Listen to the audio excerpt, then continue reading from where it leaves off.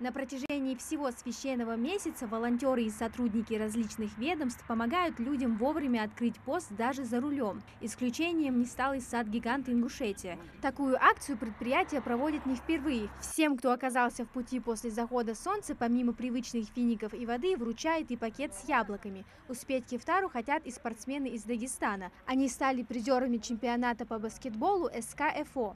И сегодня мы едем обратно в город Махачкала. И почти что из наших спортсменов держит пост. И спасибо, конечно же, чеченскому народу, то есть Ингушетии, нашим друзьям, братьям за такую помощь, которую нам оказали на дороге. И пусть Всевышний воздаст им. Инспекторы ГИБДД на этот раз не штрафуют, а лишь оказывают внимание участникам дорожного движения. Они совместно с сотрудниками сада-гиганта помогают водителям открыть пост. По федеральной трассе проезжает много жителей соседних республик. Зураб Циклаури едет из Тбилиси за мукой в Чечню. Когда его остановили сотрудники правоохранительных органов, немного удивился. Правила дорожного движения он всегда соблюдает. Мимо ехали, ребята стоят, мы думали, гаишники нас тормозили. И насчет праздника, у них мероприятие, и нас остановили, и подарки нам подарили, за что мы очень благодарны. Респект и уважуха, ребята.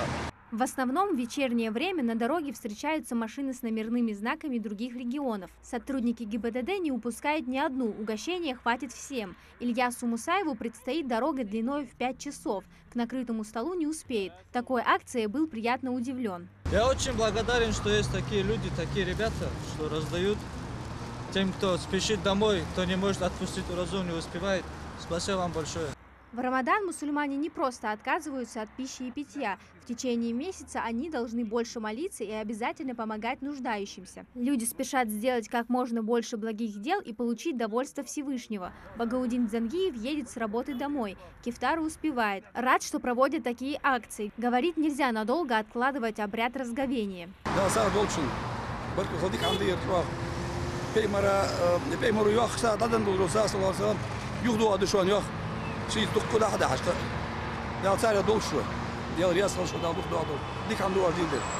В этом году сад-гигант открыл придорожную мечеть.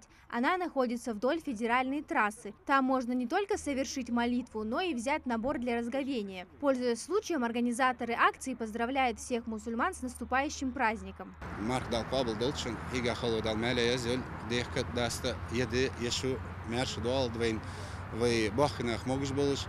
Вы кегинах мерше болыш, вы калнах мутах болыжы, Аллаху юх бол бин ер мархибут далы как этим бе из хаткабы из качел свен бизж бонах могуш болыш дал, вы даха этолол уденет мел болыш во бусов сега, уденет мел болыш во хылыч это бусов наха далы парватолойла далы бусов нях бейрик эйойла Аллаху вы пеймар умата саллаллаху алейхи вассалям вы кама мысл долда.